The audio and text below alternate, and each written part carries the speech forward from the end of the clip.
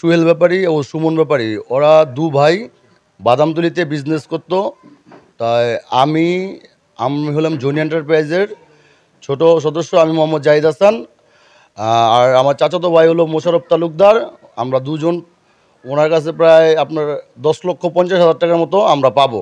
তো এক পর্যায়ে যাই হোক, রমজান মাসের প্রায় 5 রমজানে সুহেল ব্যাপারী, সুমন ব্যাপারী সহকারে আমাদের এলাকায় আরও যে মোহাম্মদ রাসেল মোল্লা আর মাসুদ মোল্লা, ওনাদের দুজনকে সাক্ষী রেখে আমরা সুহেল ব্যাপারীর ও সুমন ব্যাপারীর সাথে টাকার বিষয়ে আলাপ করি। তো ওনারা এক পর্যায়ে বলল যে 28 রমজানে আমাদের টাকা দিবে। তো 28 রমজান গেল, ঈদ গেল। তো ঈদের পরে জুম্মার নামাজের দিন 4 তারিখ 4/4/2025 নামাজ শেষ, আমি সুহেল ব্যাপারীকে বললাম, মামা কথা শুনেন, আপনাদের সাথে কথা আছে। আরও এলাকার স্থানীয় তো ভাই বেড়াদার যারা আছে নামাজ পড়ার পরে ওদেরকে রাখলাম। রাখার পরে আমার ভাতিজা সাইফুলও ছিল, আমার বাবা ছিল, আমার চাচাতো ভাই, সবাই মোটামুটি সবাই ছিলাম আমরা। তা থাকাকালীন অবস্থায় ওকে আমি জিজ্ঞাসা করলাম যে এমন ব্যাপার, আপনাদের কাছে 6 লাখ টাকা পাবো, আমাদের টাকা দেওয়ার কথা ছিল, আপনারা কেন টাকা দিলেন না আমাদের?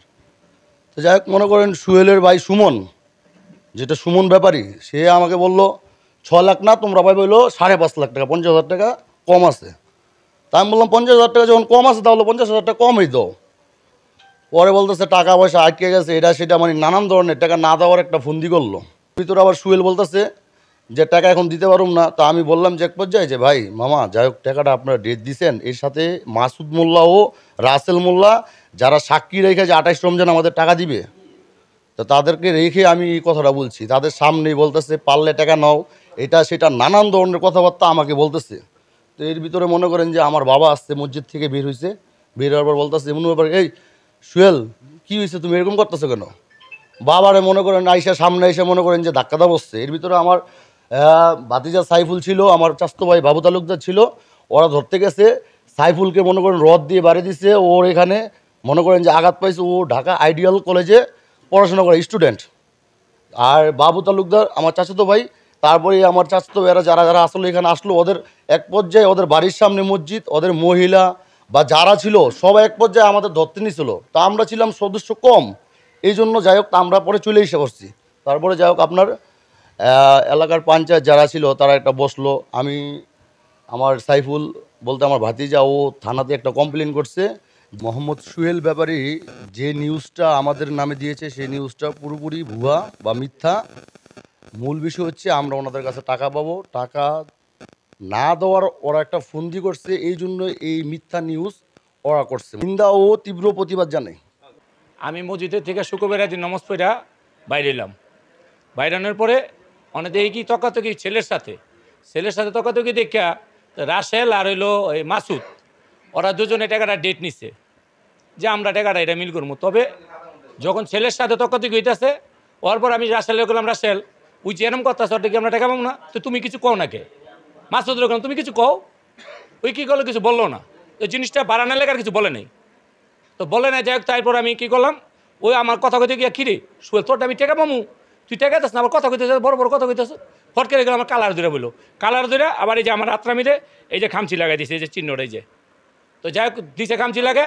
তা আমি এর মধ্যে কী করলাম, এরা করার পরে আমার ওই এক ভাই এই বাইর বেড়ায় তাড়াতাড়ি করে আমার এই অবস্থা দেখা ওই কী করছে, ওরা করলো এই তুই কি করতে সৎকে। তো এই কথা কয়ে মনে কী করলো, আবার আমার কাজে কীর্তন করলে মাইসে খুব খারাপ, আর আমাকে টাকা পয়সাটা ওরা মাধ্যমে একটা চিন্তা করতেছে। এটা চিন্তা ভাবনা করে আমি বললাম আমার মূল বিষয়টা হচ্ছে এটা সম্পূর্ণ ব্যবসায়িক লেনদেনের খাতিরে আর সমাজবাসীর কাছে, মিডিয়ার কাছে উপস্থাপনা করছে বিষয়টা রাজনৈতিকভাবে, আওয়ামী লীগ বিএনপি ভাবে জড়িত করছে। বিষয়টা হচ্ছে ব্যবসায়িক টাকা লেনদেনের খাতিরে হয়েছে। মহল্লায় যে কাজিয়াটা লাগছে এটা কোনো রাজনৈতিক ইস্যু না, এটা হইল একটা টাকার হয়েছে, টাকা মানে ব্যবসা লইয়া লেনদেনের কাজিয়া হয়েছে। এখন এরা 10-12 লাখ টাকা পাইবো, এই টাকাটা চাইতে গিয়া তারা টাকাটা যেভাবে না দিতে পারে, বুঝছেন, এই একটা ফন্দি বাইর করে তাদের এই বদনামটা ছিটাইছে। তারা আসলে খুব ভালো লোক, তারা মানুষের দেশের মধ্যে মানুষের খোঁজখবরে যায়, কোনো মানুষের ভালো কাজে কামে আগা যায়। তো কত হলো সুহেল সুমন ওদের কাছে ও ছাড়াও আর অনেক পয়সা টাকা পাইবো, বাদামতলিতে পাইবো, যাত্রাবাড়িতে অনেক পয়সা টাকা পাইবো। কোন তারা এখন ওই দল পল্টি খাওয়ার পর থেকে এরা যে টাকা পাইবো দেখা যায় তোমরা দলের পেপার একটা ভালো মানুষের নামে মিথ্যা কথা কইয়া যে আওয়ামী লীগ বিএনপি, আওয়ামী লীগ কোনো বিএনপি প্রস্তাব না পাই, যে আমরা যে টাকা পাবো সেই টাকাটা চাইতে যাইয়া মানে আমাদের উপরে মানে হামলা করে ফেলছে। তো আমরা হামলা করছে, আমার দাদা ছিল, তো দাদার উপরে কলারে যেয়ে ধরছে, তো দাদার কলারে ধরছে, আমরা মাথা ঠিক নাই, তো ওই কারণে আমরা গিয়ে আস্তে আস্তে মানে বুঝাইছি, তারা বুঝ মানে না, তারপর তারা দলের প্রভাব দেখায়, দলের প্রভাব। তো রড মুটলে তারা আসছে, তার সাইডে মহিলা সবাই আসছিল, তো তারা গাছে শিকড় করলে আমাদের মারবো। তো আমার এদিকে একটা মানে ইনজুরিও করছে, আমার সামনে এক্সাম, মানে এক্সামকে দিতে পারবো না ওটা জানি না, মানে তারা যেভাবে ইনজুরি করছে তা ঠিক না, তার প্রতিবাদ জানাই। দ্বিতীয় দিন আমি সালিশের বিচার মানামানি করা হয়েছে, তো সালিশের ওখানে বসছি আমরা 5 বাড়ি, আমার এলাকার বাইরের লোক আছে, সব মিল্লা সব লোকজন বসছি। বহার মধ্যে প্রথমে সুয়েল ব্যাপারী বলে, বিচার যদি আমাকে মন মতো না হয় তাহলে আমরা আর বিচার এটা আমি মানি না।